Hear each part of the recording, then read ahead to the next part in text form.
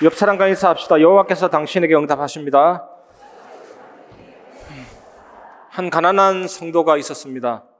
남편이 큰 병에 걸려서 죽을 수도 있고 갑자기 가게가 어려워져서 먹고 살기 힘든 성도였는데, 이분이 할 수 있는 것은 다른 것 없습니다. 그냥 리어카 끌고 나가서 무엇을 굽고 팔고 이거밖에 안 되는데, 아무리 해도 장사가 되겠습니까? 흐름 한 데다가 사람도 오지 않고.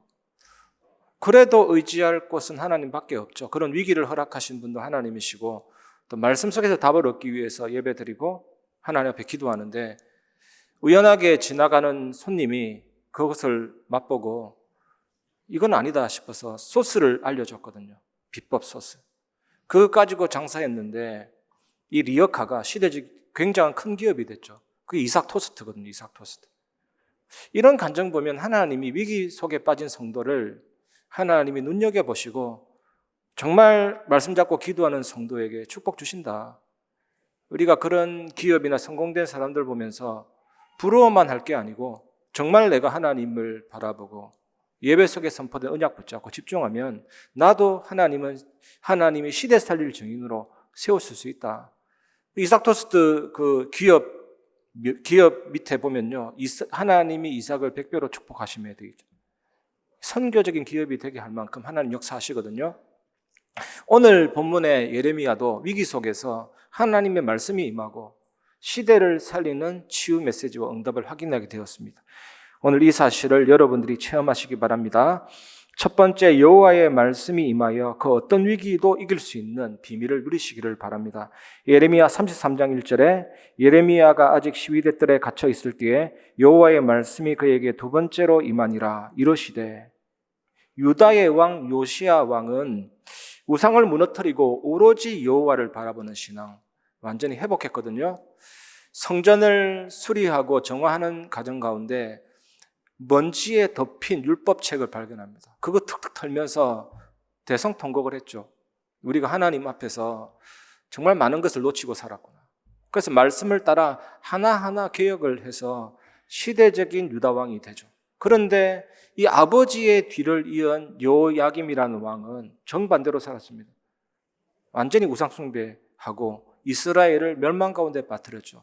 이때 예레미야 선지자가 여호와를 버리고 우상숭배한 그 죄로 70년간 바벨론 포로 생활하게 될 것이다 예언을 했는데, 그런데 바른 얘기, 옳은 얘기, 하나님의 음성을 대언했는데, 그런데 사람들이, 이런 얘기를 듣기 싫어하는 사람들이 친바벨론파라는 누명 씌워서 감옥에 집어넣은 것이죠.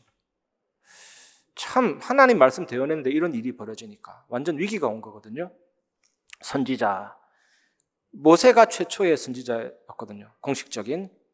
그 이전에는 이스라엘 백성들이 여호와의 큰 음성을 듣고 여호와의 불을 보는 것이 너무나도 두렵습니다 하니까 하나님이 알았다, 이해한다 해서 선지자를 세워서 내가 그 입에 내 말을 넣어줄 테니까 너는 그의 말을 따르라 그랬잖아요. 선지자가 나비 부글부글 끓어오르다 넘쳐오르다 하나님 말씀이 임하면 이게 막 터져 나오는 게 선지자잖아요. 오늘 이 시간에 하나님의 말씀이 여러분에게 임하기를 주님의 이름으로 축복합니다.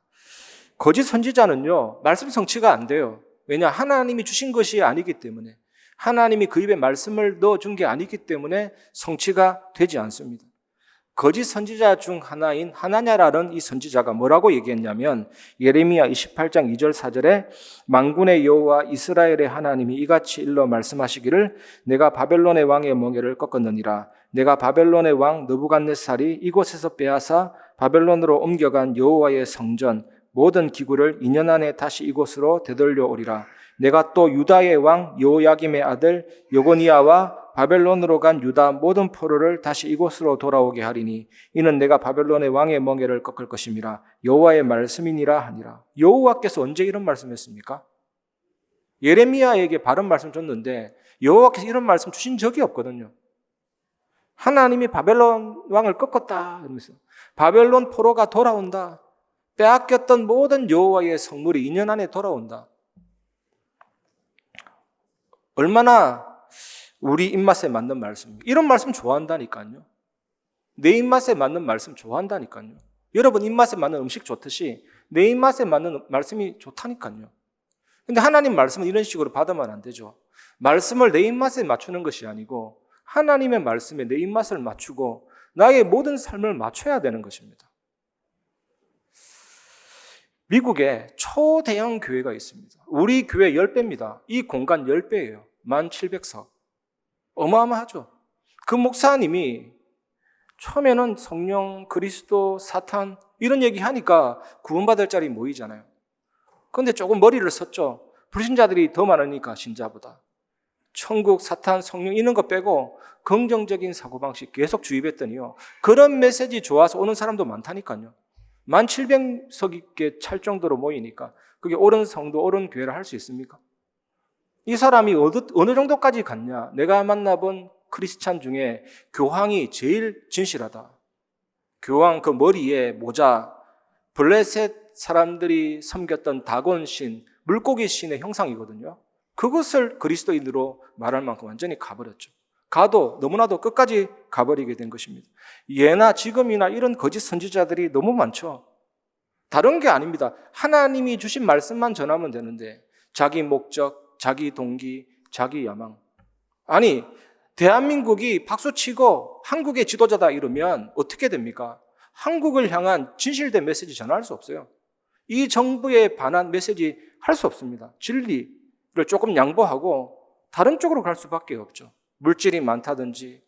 그래서 배도의 길을 걷는 목사들이 너무 많이 생기고 있습니다.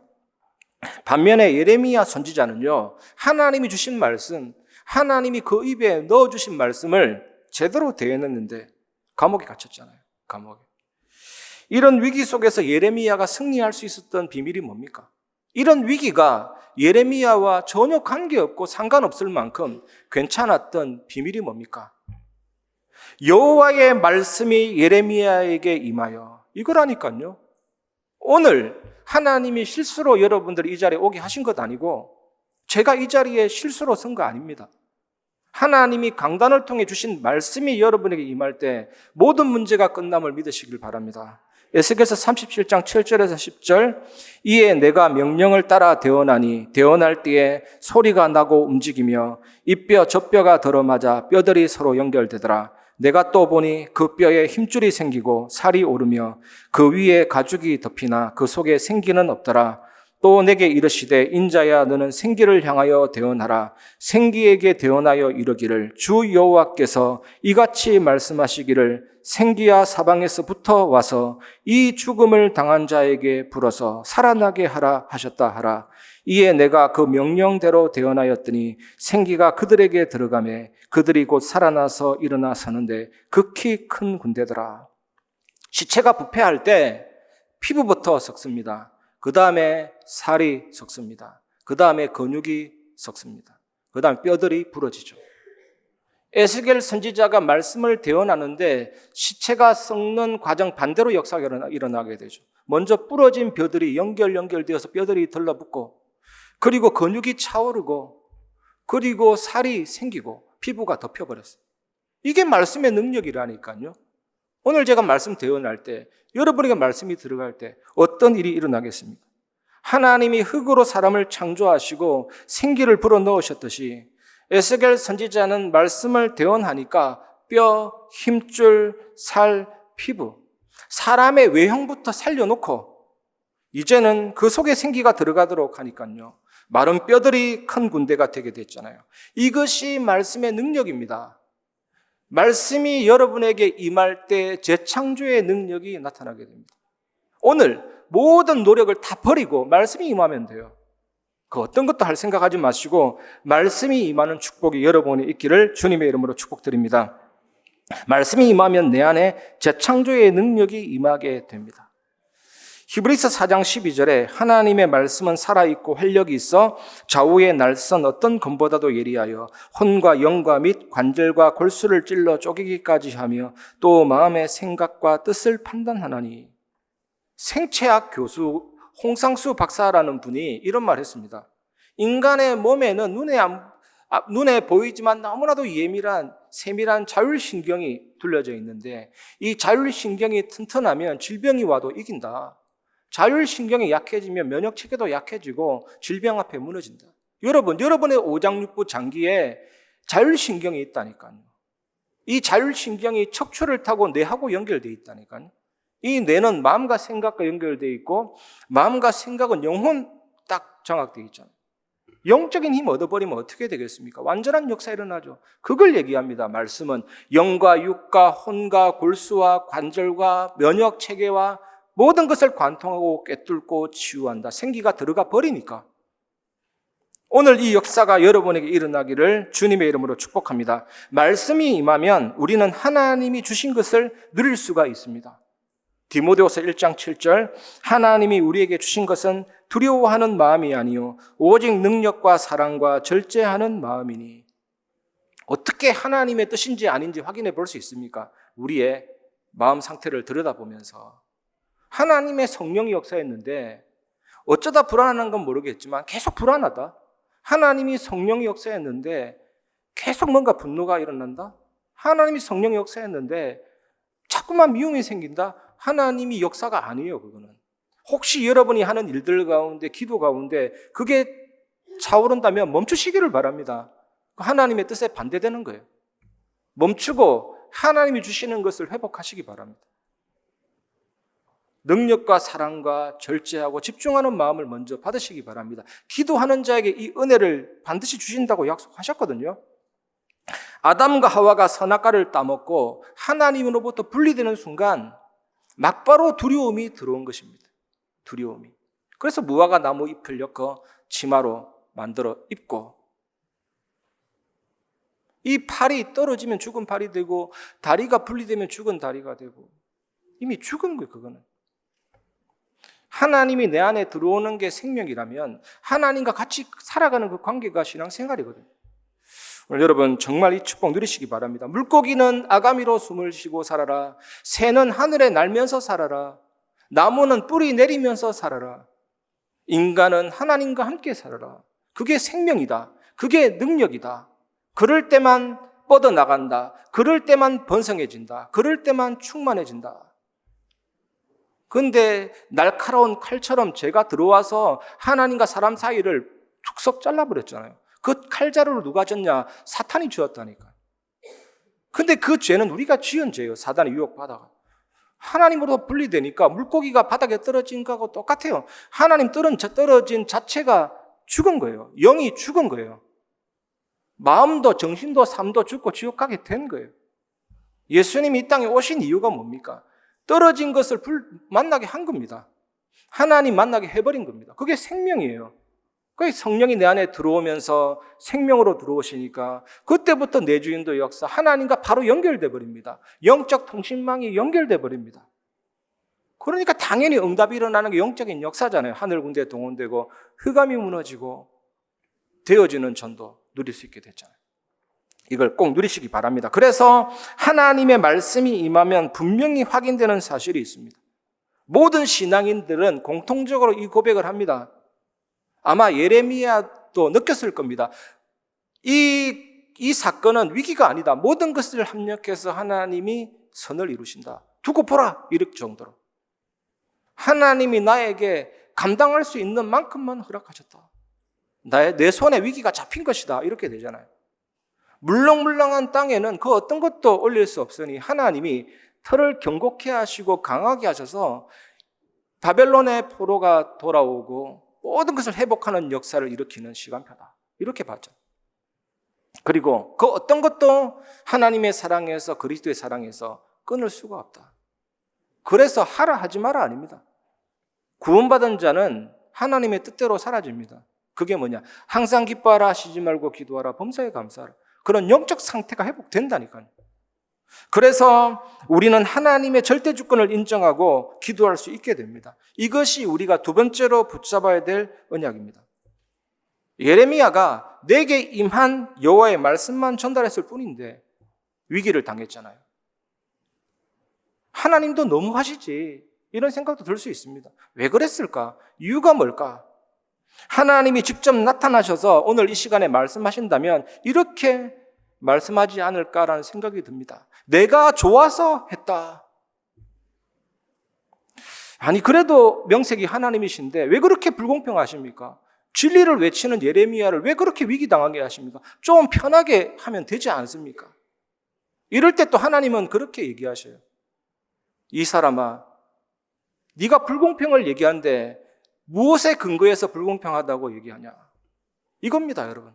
하나님은 창조주로서 토기장이로서 귀 쓸 그릇도 만드시고 천이 쓸 그릇도 만드시고, 근데 그 그릇이 나를 왜 이 모양 이 꼴로 만드셨습니까? 그런 근거가 어디에 있습니까? 저도 하루에 수십 번 질문하는 게 있습니다. 하나님 왜 나를 목사 되게 했습니까? 내가 나를 봐도 단 하나도 목사 될 만한 조건이 없는데 왜 나를 목사 되게 했습니까? 계속 묻는다니까요. 좀 설득해 주십시오. 납득할 만한 조건이 하나도 없는데 목사 되게 하시고. 또 나의 삶과 내가 당하는 모든 일들 왜 이렇게 하십니까? 그러면 하나님은 언제든지 내가 좋아서 하고 있다. 그 앞에 눈물 뚝뚝 흘리면서 무릎을 꿇는 게 은혜 아닙니까, 여러분? 정말 이 은혜를 누리시기 바랍니다. 하나님의 절대 주권, 여기에 앉아있는 모든 사람들에게 절대 주권이 임했습니다. 삶도 다르고 생각도 다르고, 그럼 100명이 있으면 100가지 하나님의 절대 주권이 있는데 그게 하나님의 뜻을 이룬다니까요. 그러면 100명이 싹 다 네가 틀렸다 할 수 있습니까? 다 주권이라니까요, 그게. 그러니까 우리가 서로 그 어떤 논쟁도 필요 없습니다. 절대 주권 가지고 서로 논쟁하면 완전한 딜레마에 빠집니다. 답이 없기 때문에. 왜? 하나님이 좋아서 했다 그러는데 무슨 이유가 있고 무슨 근거가 있습니까? 근거 될 게 하나도 없어요, 진짜로. 정말 예수님 위해서 올바르게 착하게 사는데 위기당하고 질병당하고 그런 성도 봤습니다. 너무 눈물 나고 가슴 아프고. 하나님 저분은 왜 저래요, 진짜로. 그때 하나님이 내가 좋아서 저랬다. 그 상황 가운데 하나님 바라보고 가진 사람이 못 가진 하나님 쳐다보고 더 큰 은혜를 받고 있다. 그 앞에 무릎을 꿇는 게 은혜 아닙니까? 이 은혜 꼭 누리시기 바랍니다. 그래서 우리는 할 게 없다니까요. 하나님이 주시는 말씀 붙잡고 그냥 올인하면 돼요. 그러면 모든 것을 하나님이 정리 다 하십니다. 정말로. 바로왕이 완악해진 것도 하나님의 절대 주권. 모세가 하나님의 언약의 여정을 가면서 홍해 가른 것도 하나님의 절대 주권 아닙니까? 누가 바로는 절대 주권 아니고 모세만 절대 주권을 할 수 있어요. 똑같은 하나님의 절대 주권이죠. 단 하나도 하나님의 절대 주권 아닌 거 없으니까 정말로 이것을 받아들이고 인정하면 돼요. 하나님이 왕으로서 통치자로서 절대자로서 온 우주를 다스리고 있습니다. 믿어도 다스리고 계시고 안 믿어도 다스리고 계십니다. 그걸 그대로 인정하는 거예요. 현실 가운데 하나님의 절대 주권이 반영되고 있습니다. 그냥 그대로 받아들이면 돼요. 기도하면 돼요. 그래서 심심해서 마태복음 6장에 새를 보라 그럽니까? 볼 게 없어가지고. 우리가 볼 거 얼마나 많은데 왜 새를 보라 그럽니까? 아니, 눈을 들어서 볼 화려한 것들이 너무나도 많은데 왜 드레핀 백합화를 보라? 돈을 세려도 세릴 수 있는데 왜 머리털을 세려? 상거래가 얼마나 지금 발전되고 있습니까? 트럭이 물류 대이동하는데 참새 2마리가 팔리는 것을 보라. 그거 다 무시할 게 아니에요. 하나님이 하시는 세미한 솜씨라니까. 감사할 수밖에 없습니다. 하나님이 전능하신 능력으로 말 안 해도 되는데 굳이 꾸짖어서 바람아 바다야 잠잠하라. 뭡니까? 하나님이 다스리신다. 하나님이 통치하신다. 여러분, 하나님께서 이왕 세계복음화 하실 것 같으면요, 바울을 로마에 태어나면 가장 좋았어요. 바울을 로마 황제 아들로 태어나게 해버렸다든지. 그러면 누가 맡겠습니까? 바로 아포아가도라는 대로를 타고 바로 세계복음화 진행됐을 거예요. 그런데 유대인에 태어나고 막 죽을 만큼 고생시키고 막 돌에 맞고 하나님이 다 하시는 거잖아요. 사도행전 18장에 바울이 겐거레아에서 머리를 깎습니다. 단순히 이발한 게 아니고 바울이 나시린 서약을 해버렸어요. 아예 복음 제대로 전하려고. 하나님, 내 머리 꼭대기 위에 내 생명을 잡고 있는 하나님 계심을 믿습니다. 포도주와 독주를 멀리하고 오직 하나님께만 집중하길 원합니다. 이제는 이 서원 이후에는 그 어떤 이유도 없습니다. 나는 하나님께 목숨 드렸습니다. 바로 이렇게 해버렸거든요. 그러면서 갱거레아에서 머리를 삭발하고 그 삭발된 머리를 가지고 희생제물을 드리면서 나시린 서약이 끝나는 겁니다. 율법대로 그렇게 했어요. 그런데 사도행전 20장에 가면 초대교회 빌립 집사의 4명의 딸이 다 예언을 하는 딸들이었거든요. 바울한테 뭐라 그랬냐? 예루살렘으로 올라가지 말라고. 당신 죽는다. 환난 당한다. 그리고 또 아가보라는 선지자가 와서 바울의 띠를 딱 가지고 자기 손을 묶어요. 딱 보여주면서 이렇게 된다, 당신이. 그때 바울이 뭐라 그랬냐? 왜 울어서 나를 근심케 하느냐? 나의 달려갈 길과 주 예수께 받은 사명, 그 은혜의 복음을 증언하는 일 마치려 하면은 나의 생명조차 조금도 귀한 것으로 여기지 아니하노라. 절대 주권 아닙니까? 전도자의 길은. 풍랑이 올 때도 어떻게 했습니까? 바울아 두려워하지 말라, 네가 가이사 앞에 서야 하리라. 내게 말씀하신 그대로 되리라고 나는 하나님을 믿노라. 하나님의 절대 주권입니다, 여러분. 이와 마찬가지로 예레미야도 똑같아요. 이 허락하신 위기는 창조주 여호와, 절대 주권자 여호와, 말씀을 성취하시는 여호와께 기도해서 전무후무한 응답을 받도록 하시기 위함이었거든요. 여러분 삶 속에 이걸 꼭 기억하시기 바랍니다. 예레미야 33장 2절에 이를 행하시는 여호와, 그것을 만들며 성취하시는 여호와, 그의 이름을 여호와라 하는 이가 이와 같이 이르시도다 이랬습니다. 이를 행하시는 여호와, 창조주, 그것을 만들며 성취하시는 여호와. 어떤 프로그래머가 이런 얘기 하더라니까요. 프로그램 하나 만들어도 그 안에 꼭 최악의 조건을 삽입합니다. 최악의 조건. 그렇게 해야 균형이 있는 프로그램이 되는 거거든요.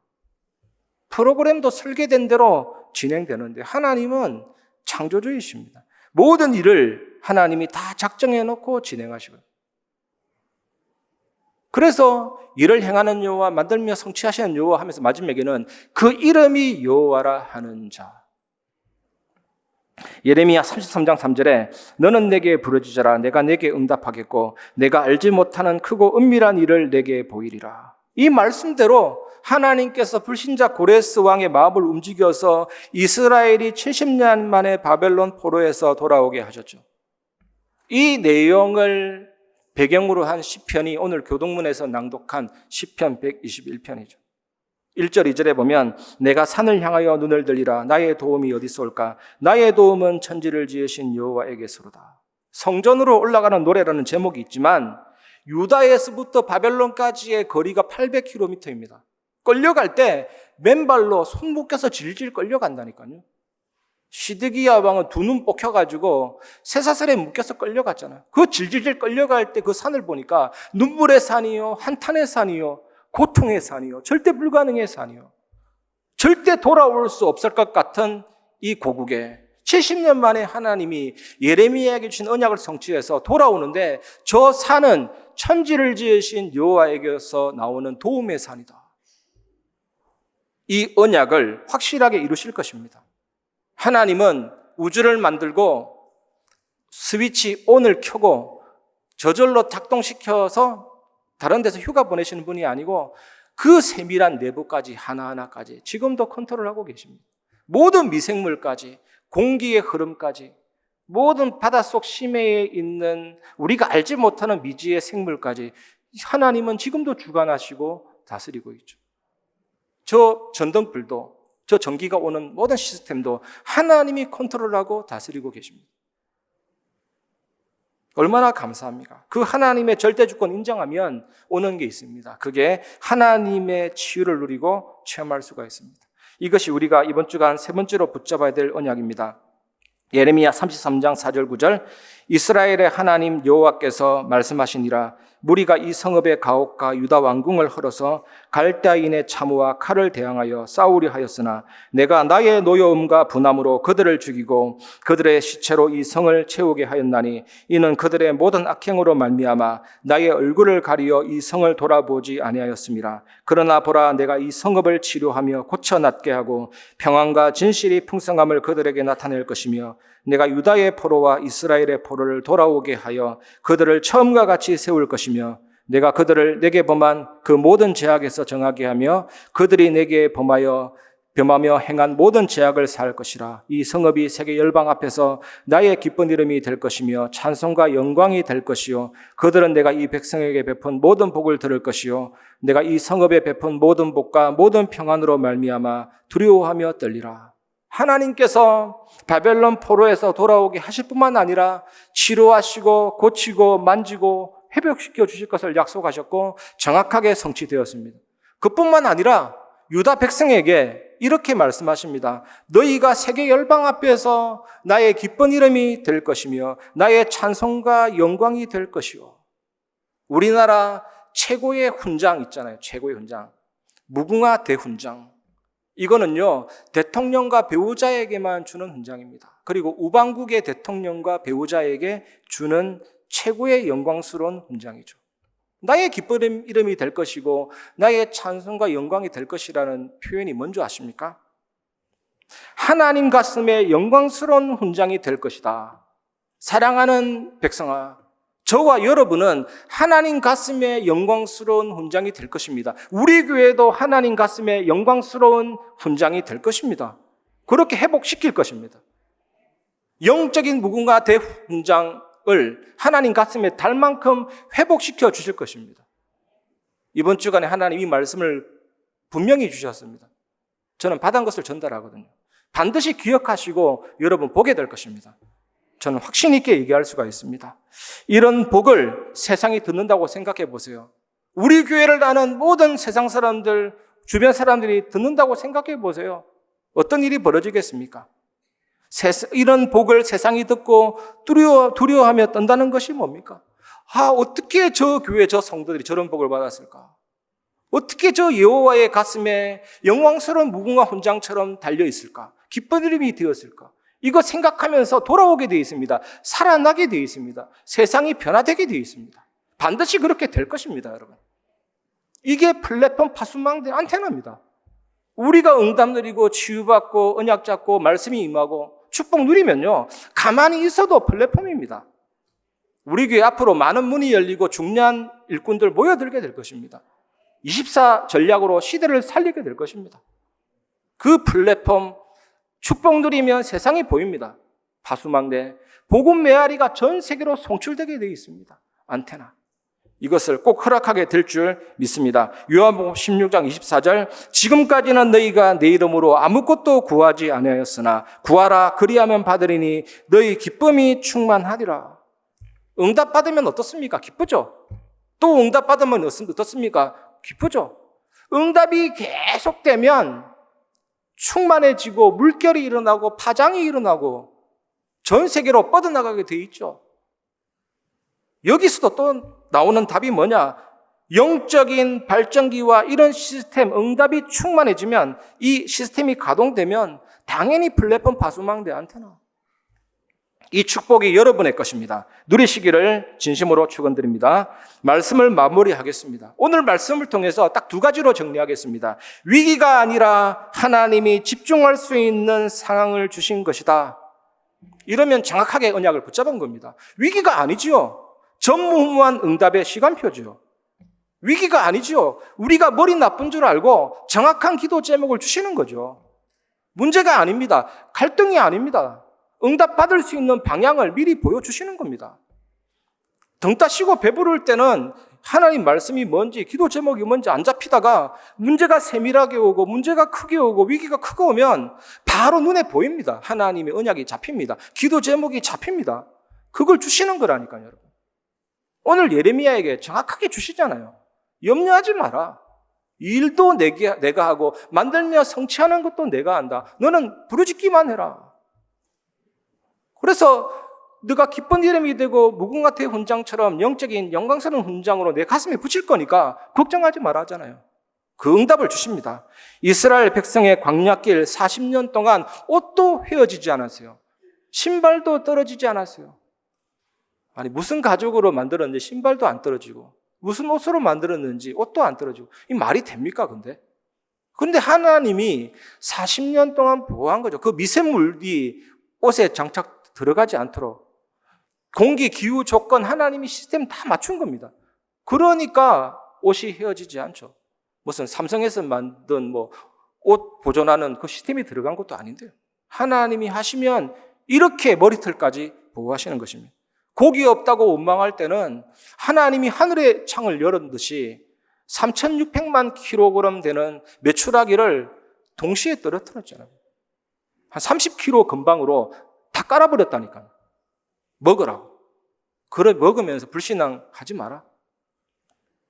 빌립보서 4장 6절 7절 꼭 기억하시기 바랍니다.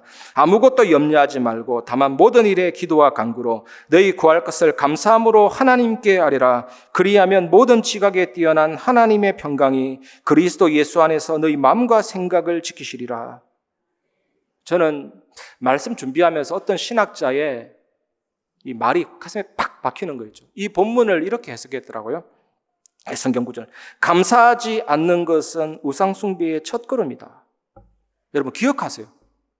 출애굽 1세대들이 광야길에 감사하지 않았습니다. 불평, 원망, 분노, 그 우상 숭배예요.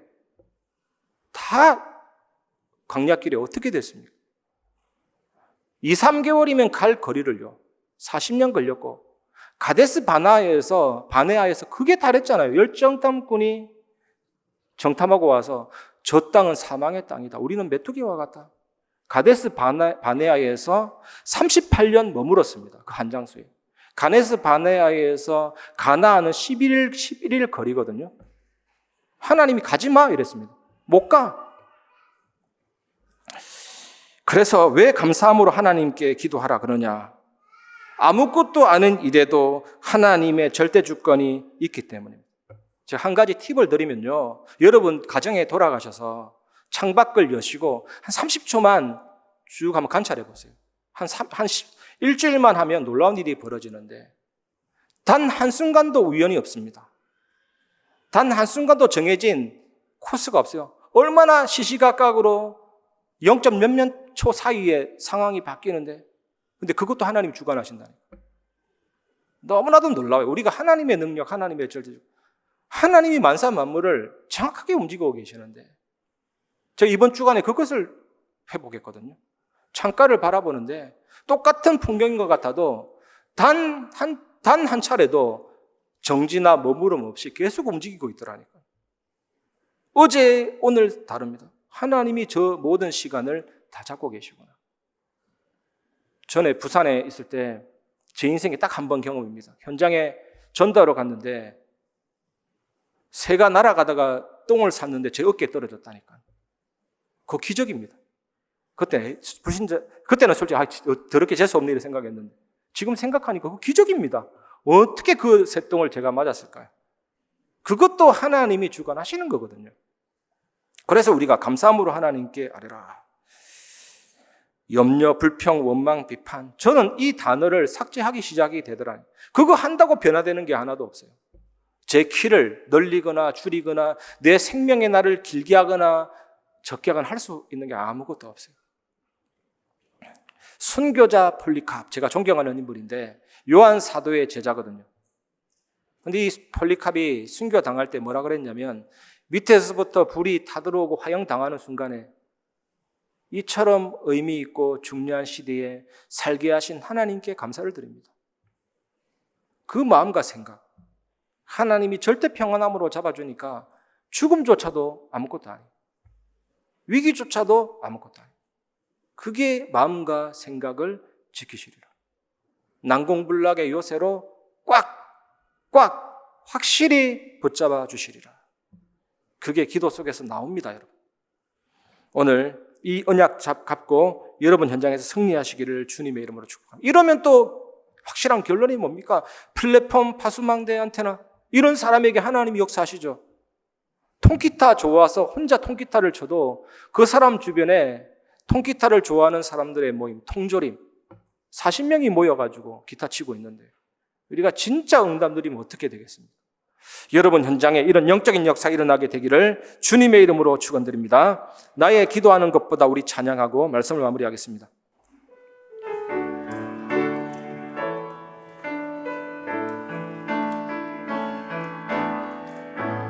나의 기도하는 것보다 더욱 전능하신 하나님, 나의 생각하는 것보다 더욱 이루시는 하나님, 우리 가운데 역사하신 능력대로 우리들의 간구함을 넘치도록 능히 하실 주님께 모든 영광과 존귀 찬양과 경배를 돌릴지어다.